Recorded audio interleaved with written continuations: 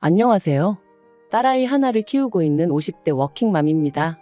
아무리 쥐어짜내려고 해도 좋은 점이라곤 하나도 생각나지 않는 별나디 별난 어머님의 며느리로 산지 16년 가까이 되었는데 최근에 일로 더는 어머님을 감당할 수가 없어서 이야기 좀 해볼까 해요. 그리고 솔직히 어른을 상대로 이런 말 뭐하지만 도대체 어머님은 뭘 믿고 저러시는 건지도 모르겠네요. 물론 가진 거 없다고 부모가 아닌 것은 아니지만 저도 오죽하면 이런 말을 하겠어요? 남편과는 지인의 소개로 만났고 연애를 시작한 지 2년 만에 결혼 이야기가 나왔습니다. 남편이 먼저 저 좋다고 죽자사자 쫓아다녀서 시작한 연애였고 결혼 이야기도 남편 입에서 먼저 나왔죠.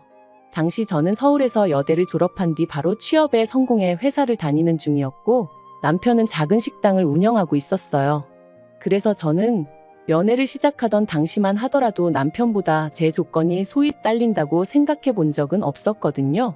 그런데 프로포즈를 하면서 남편이 말하길 어머님이 예전부터 남편이 결혼할 때 무조건 24평짜리 아파트 한 채를 해주겠다 하셨다는 거예요. 그리고 저도 사람인데 그 소리 듣고 기분이 안 좋을 리는 없었죠. 남편이 그 정도를 해올 거란 기대를 하고 있던 게 아니었기에 놀라기도 했었고요. 그런데 문제는 그 아파트를 이유로 언젠가부터 어머님은 계속해서 남편이 믿지는 장가를 간다는 식으로 말씀을 하셨습니다. 그리고 그런 어머님의 언사로 저도 그렇고 친정부모님도 그렇고 몹시 마음이 상했었지만 파혼까지는 생각하지 못했네요. 당시만 하더라도 그 정도 유세는 받는 쪽에서 좀 참아야 한다는 생각이 저변에 깔려 있었거든요. 게다가 친정어머니께선 어쨌든지 간에 남편만 제 편이면 결국 자식 이기는 부모 없다고 저희 시어머니도 별 수 없으실 거라 하시며 남편하고 잘 지내라는 말씀을 몇 번이나 하시더라고요. 지금이야 만약 제 딸이 저와 같은 소리를 들으며 시집 간다고 하면 미쳤냐고 그런 집구석에 뭐하러 가냐 하겠지만 한편 그렇게 아파트 한 채 가지고 온갖 생색을 다 내시던 어머님께서 상견례까지 다 끝나고 나서 말을 바꾸셨어요. 알고 보니 아파트 한 채를 해주겠다 하셨던 것도 당신 명의로 가지고 있던 아파트를 남편 명의로 돌려주겠다는 거였는데 당시 그 아파트에 세입자가 있었거든요. 그리고 그 세입자를 핑계로 드시며 저랑 남편더러 시댁에 들어와서 살라고 하시더라고요. 그런데 제가 합가는 정말 꿈에도 생각해 본 적이 없었어요. 어떻게 시집살이를 겪으면서 회사 생활까지 하나 생각만 해도 끔찍했죠. 그래서 결국 남편에게 결혼 이야기는 없던 걸로 하자고 했어요. 아무래도 내가 당신한테 어울리는 짝이 아닌 것 같다고 각자 갈 길 가자고요. 하지만 남편이 저를 놔주지 않았습니다. 저랑 헤어지면 자기는 누구하고도 결혼하지 않을 거고 어쩌면 당장이라도 죽어버릴지도 모른다며. 그리고 그런 이야기를 계속해서 들으니 제 마음이 약해지더라고요. 그리고 남편이 저한테만 그런 것은 아니고 시부모님한테도 계속 그런 식으로 회방을 놓으시면 두 번 다시는 아들 얼굴 못 볼 줄 아시라 뭐 그렇게 난리를 쳤던 모양이에요. 그래서 결국 파혼 이야기는 없던 걸로 하고 다시 결혼 이야기가 진행이 되었어요. 단 어머님이 아파트 명의는 당장에는 못 넘겨주고 제가 애 낳으면 그때 해주신다 하시대요. 그래서 알겠다 하고 결혼했습니다. 까놓고 말해서 아닌 게 아니라 그런 어머님의 모습이 어찌나 치졸하고 치사하게 느껴지던지. 결혼 당시 어머님이 딱 하나 마음에 든다 하셨던 게 제가 돈을 번다는 거였어요. 그런데 그것도 좋은 뜻으로 마음에 들어 하신 건 아니고 제가 당신 아들 등골은 안 빼먹겠구나 뭐 그런 식으로 말씀을 하시면서 마음에 든다 하셨죠. 사실 저희 어머님은 말 한마디를 해도 참 밉살맞게 하시는 재주가 있으신 분이셨습니다. 그러니 오죽하면 한 동네에서 30년을 넘게 사셨다는데 친하게 지내는 이웃이 한 분도 없으셨겠어요? 하지만 제가 임신 소식을 전하니 대번에 하시는 말씀이 당신한테 애 맡길 생각은 꿈도 꾸지 말랍니다. 주변 사람들이 애 봐준 공은 없다고 하더라며 고생은 있는 대로 하고 며느리 눈치 볼 일 있냐 하시면서 말이죠. 그래서 알겠다 하곤 친정어머니한테 부탁을 드리기로 했어요. 당연히 매달 얼마씩 드리기로 했었고요. 그런데 이 소식이 어머님 귀에 들어가자 난리가 났습니다. 애는 엄마가 키워야지 왜 남한테 맡기냐면서요. 남이 아니라 외할머니다. 게다가 친정어머니가 오고 가고 하시면서 봐주시는 거다. 아무리 말씀을 드려도 들으려 하질 않으셨어요. 그리고는 급기야는 머리까지 싸매고 들어누우셔서는 저더러 친정으로 돈 빼돌리려고 술을 쓰네어쩌네 별소리를 다 하시대요. 그래서 결국 저희 친정어머니도 두 손 두 발 다 드셨고 제가 직장을 관뒀습니다. 그런데 아이가 태어난 후 알게 된 사실은 더 충격적이었어요. 사실 어머님은 저희 신혼 때부터 연락도 없이 수시로 저희 집에 드나드시는 분이셨는데 친정어머니가 손녀 봐주러 오게 되면 당신이 오기 불편하니까 그래서 안 된다고 막으셨던 거더라고요. 그리고 이 사실을 알게 된 저는 정말 속에서 끓어오르는 분노를 참을 수 없었습니다. 그뿐인가요? 아이가 태어난 이후로 저희 부부는 어머님께 결혼 당시 약속하셨던 대로 아파트 명의를 바꿔달라 말씀드렸어요. 그랬더니 저희 어머님 하시는 말씀이 당신이 주고 싶으면 주는 거고 주기 싫으면 안 줘도 그만이라면서 저희가 말하는 게 싸가지가 있네 없네. 그리고는 결국 세금이 어떻고 이런저런 핑계를 대시면서 2달 가까이 저희를 당신 손바닥 위 떡 주무르듯 하시더라고요. 그래서 제가 남편더러 죽이 되든 밥이 되든 이 집에서 나가서 우리 능력으로 살자 했습니다. 남편도 미안하다면서 얼굴을 들지 못했고요. 그리고 그렇게 저희는 은행 대출까지 있는 대로 끌어다가 어머님 보란 듯이 아파트 한 채를 샀네요. 남편이 미안하다며 제 명의로 사라길래 거절 않고 그렇게 했고요. 한편 저희 애가 초등학교에 들어가던 해였습니다. 남편에게는 아래로 6살 어린 시동생이 있는데 그 시동생이 결혼할 여자라며 예쁘장한 아가씨를 데려왔더라고요. 그리고 듣자 하니 당시 시동생은 직원 수 20명 남짓의 중소기업에 다니고 있었는데 그 회사 대표 딸이라나요?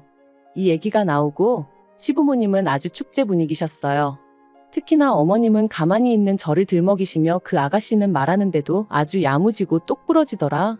저랑은 차원이 다른 애 어쩌네 하셨는데 평소에 조금만 제 의견을 말하면 되바라졌네 당돌하네 하시며 혀를 차시던 그 어머님이 맞나 싶었죠.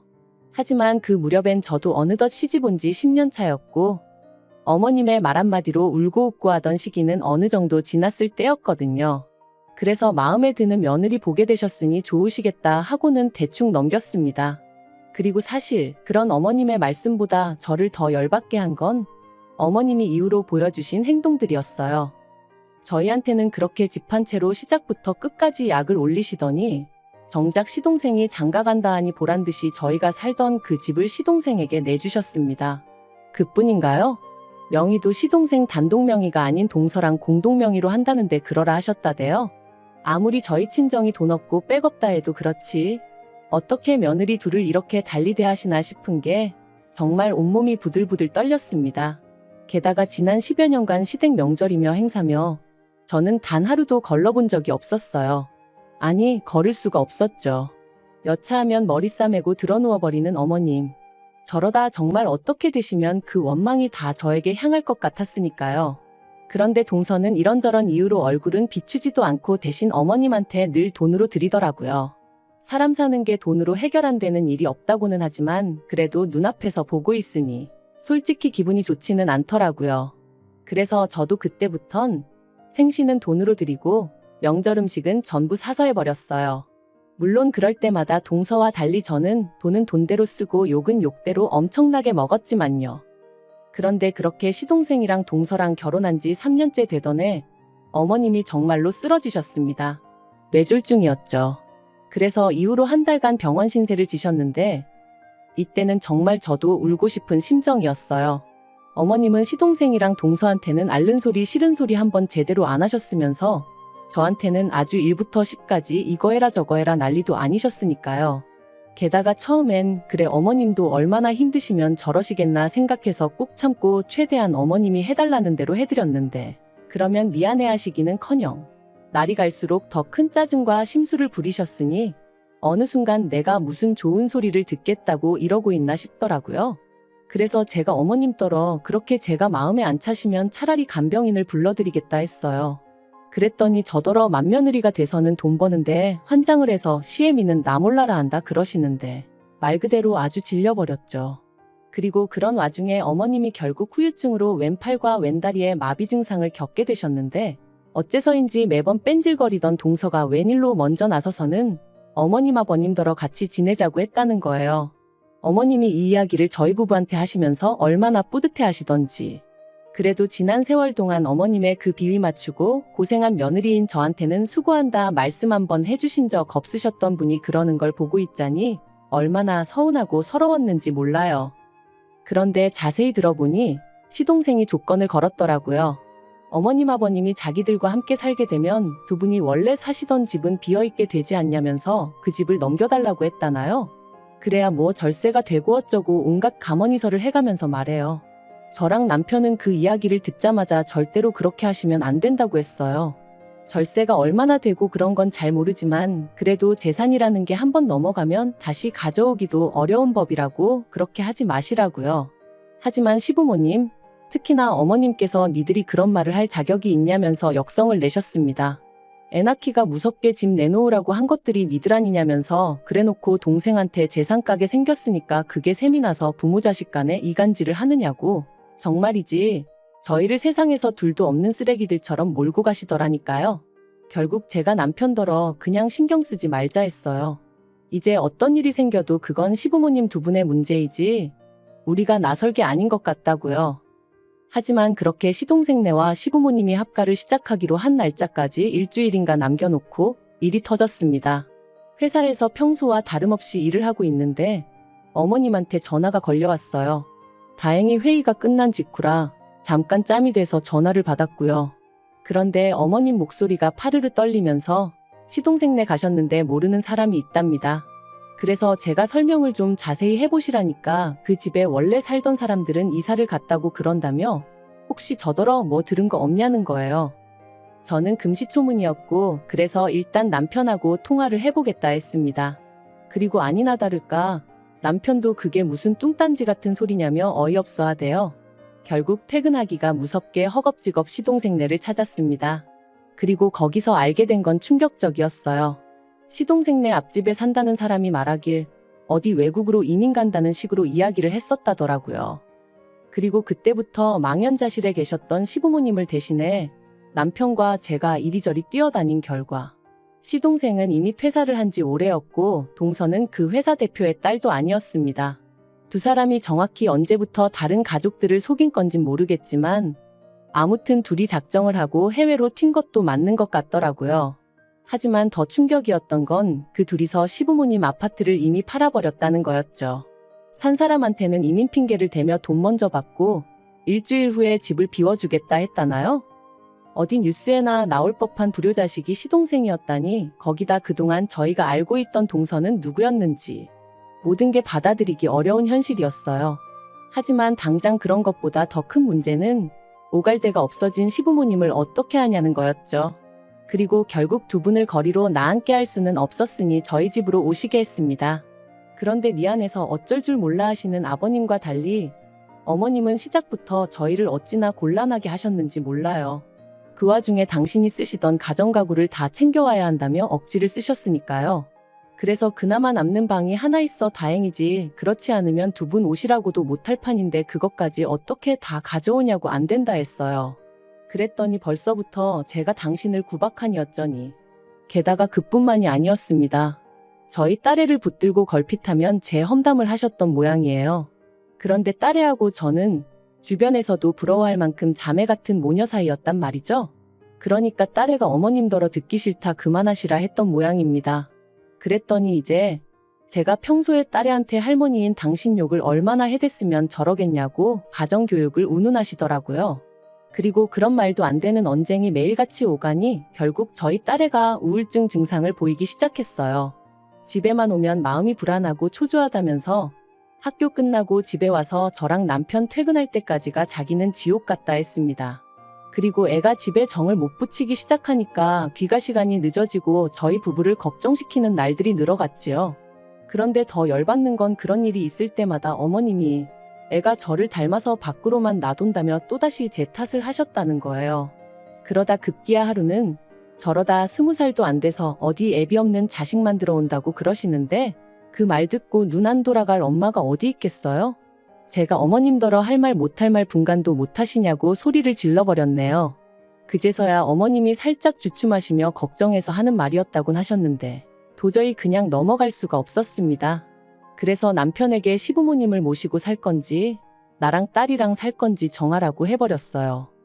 그리고 솔직히 남편의 반응은 아무래도 당황스러웠겠죠. 그래도 제가 그렇게까지 나올 거라곤 생각하지 못했을 테니까요. 하지만 이번만큼은 남편도 저 하나 참아서 될 일이 아니라는 건 알아차렸던 것 같아요. 눈에 넣어도 아프지 않을 딸이 예전 같지 않게 반항적으로 변하는 걸 직접 두 눈으로 보기도 했고, 그리고 남편이 결국 시부모님과 마주 앉았습니다. 남편은 어머님한테 도대체 왜 그러시냐 물었는데 어머님의 대답은 어이가 없었습니다. 결혼할 때부터 제가 남편을 인질 삼아 당신 뜻을 좌지우지하려 들었던 게 가슴에 맺혔다는 거였어요.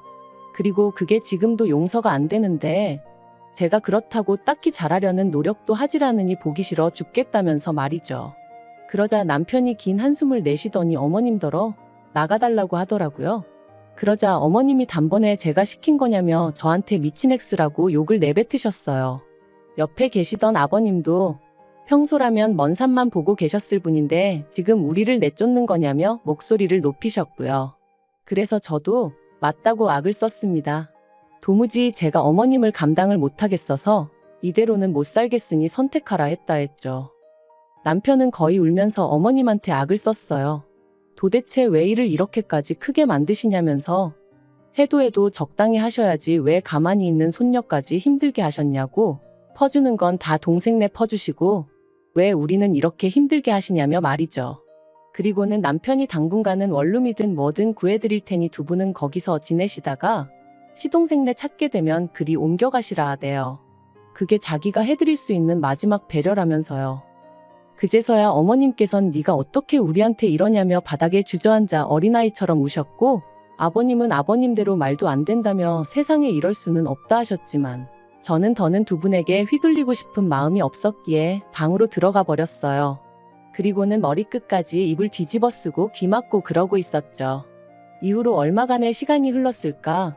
어두운 안색으로 남편이 방에 들어와서는 제 머리를 쓰다듬으며 그간 고생 많았다 하는데 저도 그제서야 정말 눈물이 주룩주룩 쏟아지대요. 굳은 살이 박힌 대로 박혀서 이제 웬만한 일에는 상처를 안 받는다고 생각했는데 그렇지도 않았나 봐요. 그리고 결국 남편은 작정이라도 한 듯 일주일도 채 되지 않아 원룸을 구했다며 시부모님을 모시고 나갔습니다. 솔직히 두 분의 뒷모습을 제가 보면 마음이 편치 않을 것 같아 저 없을 때 모시고 나갔음 했는데 다행이었죠. 어머님은 거동이 불편하시다 보니 아마 아버님이 제일 이래저래 고생을 하실 것 같아요. 그걸 생각하면 아버님 신세도 딱하다 싶긴 합니다만 제가 누굴 걱정할 상황은 아니었으니까요. 아무튼 이후로 저희 가정에는 다시 평화가 찾아왔습니다. 집에 와선 방에만 처박혀 있거나 눈치 보기 급급했던 딸이 예전처럼 거실에서 TV를 보고 엎드려 숙제도 하는 모습을 보고 있으니 솔직히 시부모님에 대한 걱정이나 죄송한 마음보다는 두 분을 내보내길 잘했다는 생각뿐이네요. 다만 남편 속이 정말 어떨지는 알 수가 없었으니 그게 마음에 걸리긴 합니다만 그래도 뭐 결국 제 인생과 제 행복은 제가 스스로 만들어야 하는 거니까요. 이만큼 참고 희생하고 살았으면 충분했다고 봐요. 시동생네 일도 더는 신경 쓰고 싶지도 않습니다. 저희 가족 먹고 사는데 이 정도면 문제 없으니 괜한 일에 더는 얽히기도 싫고 시간 낭비, 체력 낭비도 하기 싫으네요. 어차피 저희가 뭘 해드려도 고마워하시는 일도 없으시고 그러니 두 분이 알아서 잘 헤쳐나가시리라 믿어요.